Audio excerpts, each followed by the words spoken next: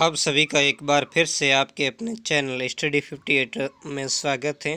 काफ़ी समय हो गया था, बीच में वीडियो अपलोड नहीं कर पा रहा था। तो आज जो अध्याय 6 के जो बचे हुए पार्ट्स हैं उस पार्ट्स को वापस पुनः प्रारंभ करेंगे। तो आज हम जो देखेंगे वो है क्रांतिकारी दल और गतिविधियाँ। इससे पहले के जो अध्याय 1 से लगाकर जो 6 के इससे पहले के जो पार्ट्स हैं वो सारे पार्ट्स अपलोड हो चुके हैं। उससे आपने नहीं देखा तो प्लेलिस्ट में जाकर देख लें। अगर वहाँ भी नहीं मिलता है तो मैंने इसके लिए अलग से एक जो नोट्स है, जो पोस्ट वो मैंने डाल दी है यूट्यूब पर ही, तो वहाँ से भी आप इसे प्राप्त कर लें। तो अब तक की जो हमने बातें की थी वो सारी बातें जनजातीय प्रतिरोध थे, सामाजिक जो सुधार आंदोलन, उनके प्रमुख नेता, उनके बारे में की थी। आज हम देखेंगे क्रांतिकारी दल और गतिविधियाँ।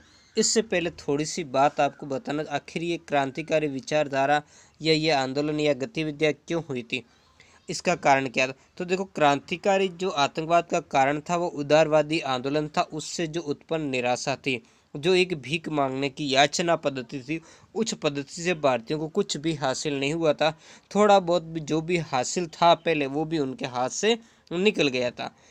इसके अलावा जो उग्रवादी लोग थे उनकी असफलता, क्योंकि कांग्रेस से उग्रवादियों को क्या कर दिया था, निकाल दिया गया था। इधर जो ब्रिटिश सरकार की जो शोषणकारी और दमनकारी जो नीति थी वो दिनों दिन बढ़ती जा रही थी। इधर विदेश में कुछ ऐसी घटनाएं थी जिसमें रूसी निहिलिस्ट थे और आयरिश जो आतंकवाद था। इन जो विदेशी विचारधाराएं थी उन्होंने भी क्रांतिकारी जो आतंकवाद है उसको बढ़ाने में मुख्य सहयोग दिया था।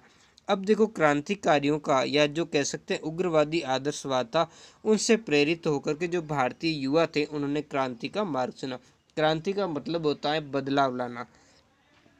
इसके अलावा जो बाल गंगाधर तिलक थे उनका भी एक नारा था, अनन्य विनय नहीं बल्कि युत्सा। यही नारा क्रांतिकारियों के लिए क्या बन गया था, आदर्श बन गया था। ऐसी क्रांतिकारी घटनाएं देखो, इसके दो केंद्र थे। एक तो इनका केंद्र था भारत में और दूसरा विदेशों में, यानी दोनों ही जगह अनेक क्रांतिकारी घटनाएं हुई। जिसमें हम देखते हैं अभिनव भारत संगठन, जिसकी स्थापना दो जगह हुई थी, लंदन और पुणे के अंदर हुई थी। इसकी स्थापना जो वी.डी. सावरकर थे उन्होंने की थी। फिर अनुशीलन समिति है, उसके बाद गदर दल, इन सब के बारे में हम आगे पढ़ेंगे। Hindustan socialist Republic association, Azad Hind फौज आदि क्रांतिकारी संगठनों ने महत्वपूर्ण भूमिका निभाई। और भारत में कहाँ कहाँ हुआ, बंगाल, महाराष्ट्र और मुख्य रूप से भारत में जो क्रांतिकारी आंदोलन है या कह सकते हैं क्रांतिकारी गतिविधियाँ हैं, उन गतिविधियों की शुरुआत ही महाराष्ट्र के अंदर हुई थी। महाराष्ट्र का जो चित्त पावन ब्राह्मण वर्ग था उन्होंने इससे प्रारंभ किया। इससे संबंधित आपको ज़्यादा डिटेल जानती है महाराष्ट्र, बंगाल आदि के बारे में अलग अलग, तो कक्षा 10 का जो इतिहास से संबंधित मैंने वीडियो अपलोड किया था, कक्षा 10 की प्लेलिस्ट बनी हुई है, उसमें जाकर देख लें। तो यहाँ पर इसके केंद्र थे महाराष्ट्र के अंदर, और फिर था बंगाल और पंजाब। ये क्रांतिकारी गतिविधियों के प्रमुख केंद्र थे, यानी ऐसा कह सकते हैं पूर्व और पश्चिम और उत्तर पश्चिम के अंदर जो भारतीय केंद्र थे वहाँ पर एक क्रांतिकारी, एक पूरा संपूर्ण भारत न होकर के कुछ ऐसे क्षेत्र थे जहाँ क्रांतिकारी गतिविधियों के महत्वपूर्ण केंद्र बने हुए थे। और विदेशों में क्रांतिकारी गतिविधियों के मुख्य केंद्र में इंग्लैंड के अंदर जो लंदन था, इनके बारे में भी हम आगे देखेंगे, या कौन कौन गतिविधियाँ चला रहा था। जैसे श्यामजी कृष्ण वर्मा, वी.डी. सावरकर, वो भी यहीं से संबंधित थे। मदनलाल ढींगरा भी, वो भी यहीं से थे। फ्रांस में पेरिस, जो फ्रांस की राजधानी थी। अमेरिका के अंदर सैन फ्रांसिस्को और पोर्टलैंड, ये दोनों ही क्रांतिकारी जो गदर दल हुआ था वो यहीं संगठित हुआ था। जर्मनी के अंदर बर्लिन और जापान के अंदर टोक्यो, क्योंकि उस समय जर्मनी और जापान ये दोनों ही क्या थे, अंग्रेजों के ऑपोजिट थे, यानी उनके मुख्य दुश्मनों में सम्मिलित थे। तो हमेशा से ये बात रही कि दुश्मन का दुश्मन क्या होता है, दोस्त होता है। तो वैसे ही यहाँ ये क्रांतिकारी गतिविधियों के उस समय महत्वपूर्ण केंद्र बने हुए थे। क्रांतिकारी आंदोलनों में अंग्रेजी राज के विरुद्ध हुई सशस्त्र यानी हथियारों के बल पर या ताकत के बल पर गतिविधियों में, ये गातिनी गतिविधियों में क्रांतिकारियों ने भारतीय सेना को भी साथ लेने का प्रयास किया था। तो इसके लिए जब वो भारत में सफल नहीं हुए तब उन्होंने क्या किया, विदेशों के अंदर भी जो भारतीय सेना लड़ रही थी उस सेना को अपने साथ लेने का कार्य किया था। क्रांतिकारी आंदोलनों में अंग्रेज विरोधी विदेशी ताकतों से भी क्या ली गई, यहाँ पर सहायता ली गई। जैसे अभी हमने देखा जापान, जर्मनी है, तो उनका भी भारतीयों ने क्या किया था, सहयोग लेने का कार्य किया था। इसका उदाहरण गदर आंदोलन हुआ। जिसने हम आगे देखेंगे गदर आंदोलन जर्मनी की सहायता थे, जबकि आज़ाद हिंद फौज ने जापान की सहायता से अंग्रेजी राज्य को भारत से समाप्त करने का प्रयास किया था। यानी भारत के अंदर और भारत के बाहर दोनों जगह पर क्रांतिकारी गतिविधियों का संगठन किया जा रहा था, ताकि अंग्रेज मजबूर होकर के भारत को छोड़कर चले जाएं। अब कुछ संगठनों की बात करें तो मुख्य रूप से कुछ संगठनों की स्थापना हुई। लंदन में 1905 ईस्वी में श्यामजी कृष्ण वर्मा ने इंडिया हाउस की स्थापना की। यानी सबसे पहले विदेशों के अंदर 1905 में श्यामजी कृष्ण वर्मा ने भारत स्वशासन समिति, जिसे इंडियन होम रूल जो कमेटी भी कहते हैं, उसका गठन किया था, और वही बाद में जाकर के इंडिया हाउस की स्थापना हुई। यानी कह सकते हैं यही बाद में इंडिया हाउस के अंदर परिवर्तित हो गया, या इसे इंडिया हाउस के नाम से जाना जाता। ये लंदन में रहने वाले भारतीयों के लिए आंदोलन का एक मुख्य केंद्र, यानी उन्हें एक ऐसा स्थान हो गया जहाँ क्रांतिकारी मिल सके, अपने विचारों का आदान प्रदान कर सके और अपनी योजनाएं बना सके।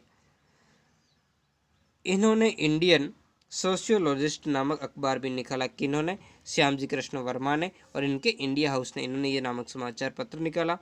और वीर सावरकर जो अभिनव भारत के नेता, और लाला हरदयाल जो गदर दल के नेता, एवं मदन लाल ढींगरा, ये देखो मदन लाल ढींगरा, लाला हरदयाल और वी.डी. सावरकर, ये सारे के सारे ये क्रांतिकारी किसके सदस्य थे? इस जो श्यामजी कृष्ण वर्मा के इंडिया हाउस है इनके सदस्य। बाद में वी.डी. सावरकर के हाथ में ही इस इंडिया हाउस का नेतृत्व आ जाता है। श्यामजी कृष्ण वर्मा ने को क्रांतिकारियों, ये बहुत ही कंपटीशन एग्जाम की दृष्टि से बहुत ही महत्वपूर्ण है कि श्यामजी कृष्ण वर्मा उसको क्रांतिकारियों का पिता कहा जाता। इधर पेरिस के अंदर, जो पेरिस कहाँ पर थी आपको कमेंट करके बताना है, अभी हमने ऊपर ही पढ़ा है।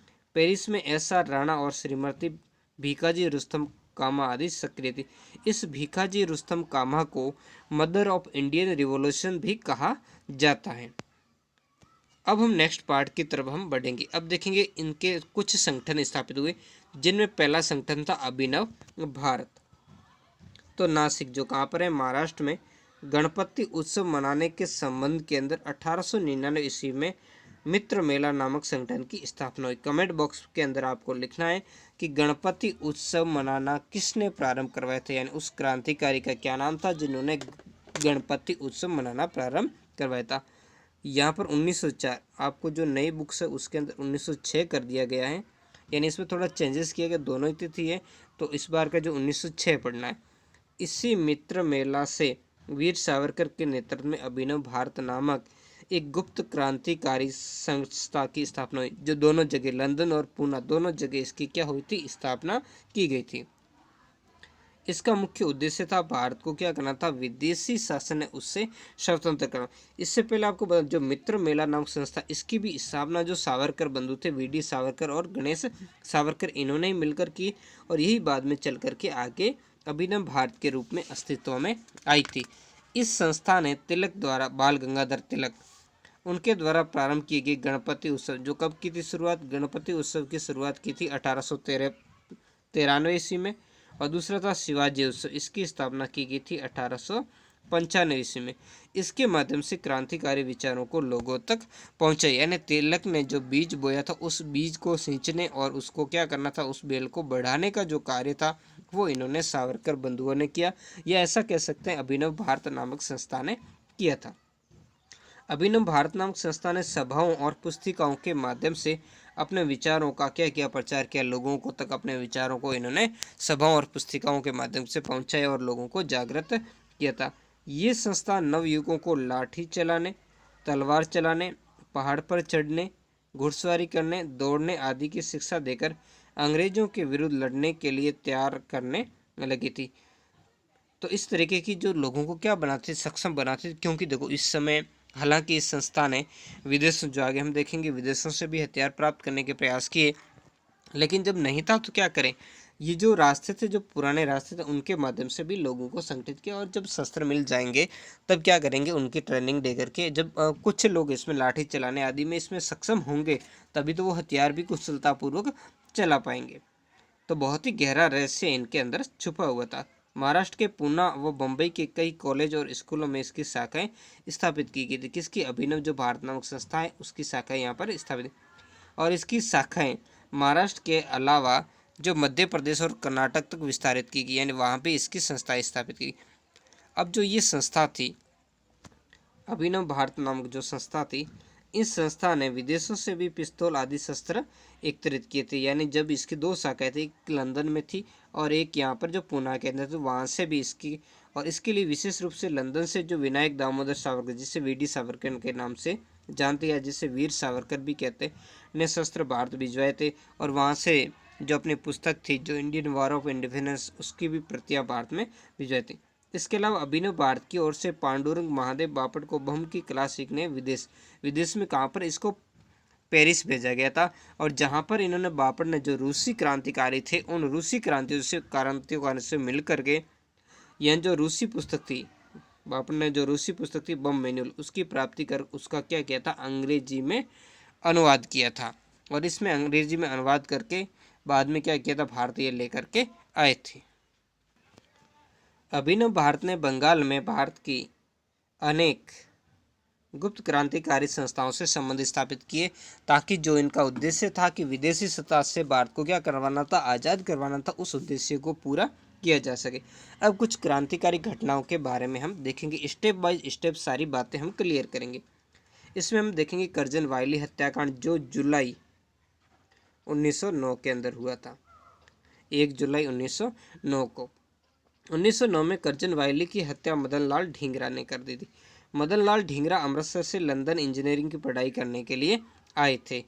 ये कर्जन वायली द्वारा भारतीयों पर किए गए अत्याचार से क्या थे, दुखी थे। कर्जन वायली सेक्रेटरी ऑफ स्टेट का एडीजी था, यानी उस समय जो उसका एडीजी था। अब वीर सावरकर ने वायली की शोक सभा में वायली की हत्या करने वाले मदन लाल ढींगरा के निंदा प्रस्ताव का, देखो अब अंग्रेजों के वहाँ पर लंदन के अंदर जब मदन लाल ढींगरा ने, अब क्योंकि क्या कि उसके बारे में हम थोड़ा प्रकाश में डालूंगा और थोड़ा आपको बताऊंगा विस्तार से, मदन लाल ढींगरा और उसकी जो सास है और उसकी देशभक्ति के बारे में आपको बताऊंगा। उससे पहले हम देखेंगे वीर सावरकर की देशभक्ति। आप देख ली, उन्होंने जब अंग्रेजों के देश के अंदर यानी लंदन के अंदर जब इसकी शोक सभा आयोजित की गई थी, तो उसमें सब निंदा किसकी कर रहे थे, मदन लाल ढींगरा की, और इसके लिए एक अलग से निंदा प्रस्ताव भी लाया गया। तो वहाँ यही वीर थे जिन्होंने क्या किया, इस निंदा प्रस्ताव का विरोध किया था। अब देखो इसके जो अत्याचार थे, उस अत्याचारों के कारण मदन लाल ढींगरा जो इंडिया हाउस से संबंधित, उन्होंने इसकी क्या कर दी थी, हत्या कर दी। अब आप जानते होंगे कि जो मदन लाल ढींगरा, इनके पिताजी क्या थे, लंदन में सर्जन थे, और जो कर्जन वायली इसके क्या थे, अच्छे दोस्त थे। तो उस समय क्या था, ये यहाँ पर एक कॉलेज था, उस कॉलेज के अंदर क्या था, कोई फंक्शन था यानी कार्यक्रम था। उस कार्यक्रम के अंदर ये कर्जन वायली उस समय इनवाइट थे और वहाँ आए हुए थे। तो मदन लाल ढींगरा के ऊपर क्या था, जो क्रांतिकारियों के अंदर जो खून दौड़ रहा था, या कह सकते क्रांतिकारी विचारधारा या देशभक्ति की जो भावना है उनकी नस नस के अंदर भरी हुई थी। उसी भावनाओं को लेकर अपने पिता और भाइयों से अलग हट करके इन्होंने कार्य किया था। तो इन्होंने अपने जो बड़े भाई है, उन बड़े भाई की मदद से इस सभा के अंदर वो जाने में सफल हो गए थे।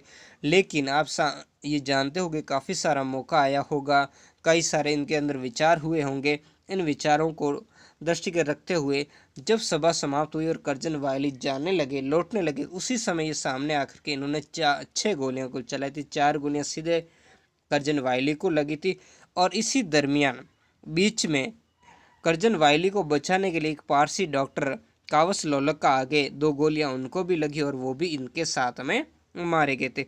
और बाद में ये सारी बातें होने के बाद में क्या हुआ था, इनको गिरफ्तार कर लिया, और गिरफ्तार करके कोर्ट में इनके ऊपर केस चलाया गया। तो इनका जो उद्देश्य था वो बहुत ही विचारणीय था और देशभक्ति।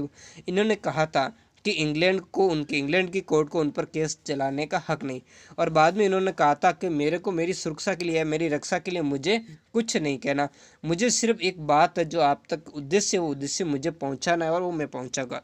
तो इसके लिए उन्होंने उस जज के सामने या कोर्ट के अंदर उन्होंने कहा था कि जब जर्मन लोग इंग्लैंड के ऊपर हमला करेंगे तो इंग्लैंड के लोग क्या करेंगे, तब आप क्या कहोगे, आपका कोर्ट, आपकी सरकार क्या कहेगी, इंग्लैंड के लोगों को कहेगी कि आप जर्मन लोगों को मारो, और उन्हें क्या कहेगी, देशभक्त। तो वैसे ही मैं भी देशभक्त हूँ, और इंग्लैंड ने हमारे देश पर अधिकार किया हुआ, आक्रमण किया हुआ, ज़बरदस्ती कब्जा किया हुआ, तो मैं क्या करूँगा, मैं भी क्या करूँगा, इंग्लैंड के लोगों को मारूंगा। वैसे ही अत्याचार कर रहा था, मैंने इसको क्या कर दिया, मार दिया। आप शक्तिशाली हो, आप कुछ भी कर सकते हो, आप हमें मार भी सकते हो, लेकिन हमारे क्रांतिकारी मेरी मृत्यु का क्या लेंगे, बदला लेंगे। तो ऐसी बहुत ही ओजस्वीपूर्ण इन्होंने बातें कही थी। इससे अंग्रेज भी प्रभावित हुए थे कि भाई जो क्रांतिकारी अपने देश की देशभक्ति स्पीच दी है, तो वो स्पीच किसने दी है? वो केवल मदन लाल ढींगरा ने ही दी है। और हालांकि आप जानते होंगे ये बात जानकर कि ऐसे व्यक्ति के बारे में कि आपका जो मन है वो भी गर्व से डोल उठेगा, लेकिन हैरानी वाली बात है कि इनके परिवार ने आज दिन तक इनको स्वीकार नहीं किया था। 2015 के अंदर भी इनके सम्मान के अंदर एक कार्यक्रम आयोजित किया था, तो इसके परिवार के सदस्यों ने शामिल होने से मना कर दिया, यानी इनके परिवार के दर्शकों ने इनको क्या कर दिया था? इग्नोर कर दिया था। तो बहुत ही अच्छी और रोचक जानकारी लगी होगी आपको, और कैसा लगा ये कमेंट करके ज़रूर बताएं। नेक्स्ट पार्ट में जल्दी आपके लिए लेकर आऊँगा। धन्यवाद।